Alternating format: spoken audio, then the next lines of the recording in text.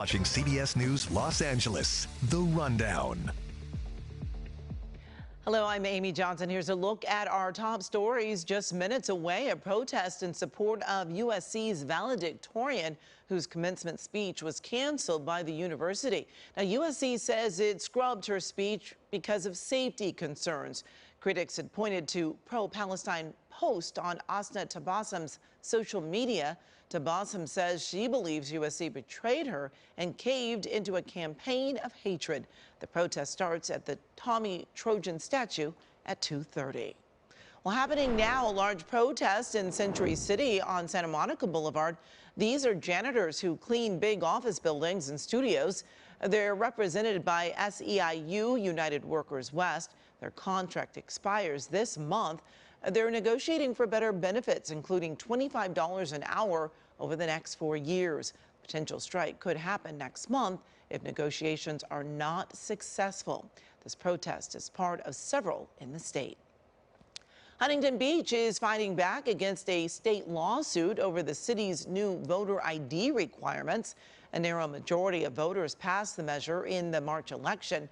State Attorney General Rob Bonta called the measure illegal. Here's what Huntington Beach's mayor said today. The people have spoken. The decision is final. Voter ID in municipal elections, an increase in voting locations by 20 new locations, and the monitoring of ballot drop boxes is embedded in the city's charter, the highest local law for our city. When the state announces a lawsuit like this over a measure adopted by the people of the city, the state is declaring war on the people of the city. Bonta says Huntington Beach's charter does not exempt the city from following state laws.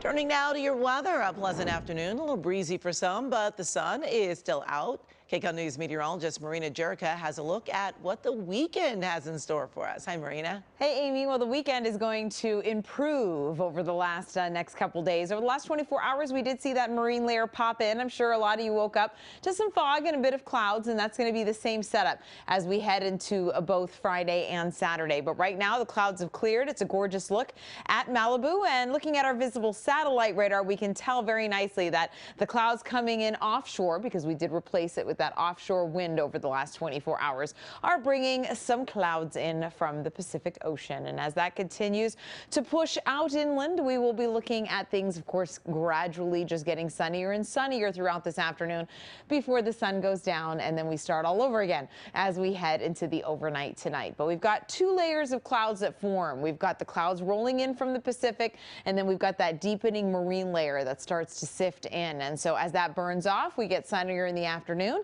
Temperatures are pretty much exactly where we're supposed to be for this time of year, and then we get that onshore flow starting to creep back in as a ridge gets stronger over the weekend. So that's really going to help our temperatures pop as we get rid of that morning fog. So we should still see a few clouds on Saturday morning, so it will be a little cooler, 73, and then we'll be looking at 78 with plenty of sunshine on Sunday. So finally getting a weekend where we can get outside and enjoy it. Currently right now we're in 75 degrees in Riverside. The Inland Empire is the warmest for sure, with 80 degrees in Riverside, 79 in San Bernardino, and we've got 75 in Chino and Claremont. Then we get to the low 70s as we push into the valleys, with 72 in Simi Valley and Burbank, 70 in Pasadena, 64 LAX, as well as in Laguna Beach, as we're a little cooler along the coast.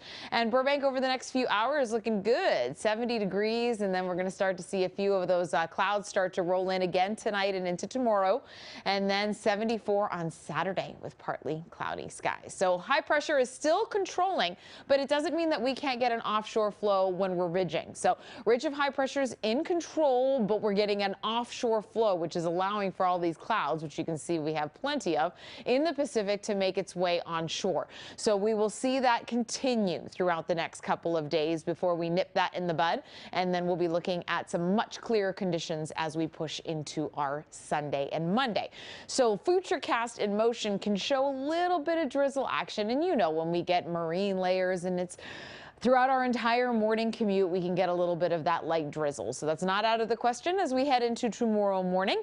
And then by the afternoon, look at that, plenty of sunshine. Once again, clearing up by 3 o'clock with those 60s and 70s returning. So let's take a look at the next 7 days for the LA and OC Metro.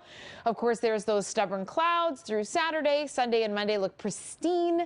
And then we get that marine layer back in here. But we are creeping closer to that May-June gloom. So this is going to become more of a pattern for us. And then as we head into the valley, looks like today and tomorrow we will be continuing with that fog, but then Saturday, Sunday, Monday, you guys have the best chance for lots of sunshine before the fog returns on Tuesday and Wednesday.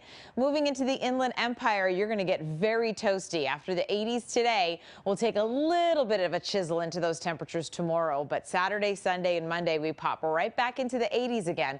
But you see that 10-degree drop on Tuesday, so we will feel that as we get some cold air pushing back in. And for the desert, mountains, and beaches, same setup, except at the beaches, we tend to hold on to that marine layer a little bit longer. But we're already sunny there now, so that is going to be a good proof in the pudding for both our Friday and our Saturday to get that sunshine back in as we head into the afternoon, Amy. I'm just glad to see that we finally have some good weather on the weekend.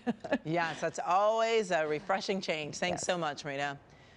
We are following some breaking news. 12 jurors have been picked for former President Donald Trump's hush money trial. The selection for alternatives is still ongoing. Jury selection has faced some setbacks. 2 previously sworn-in jurors were dismissed today.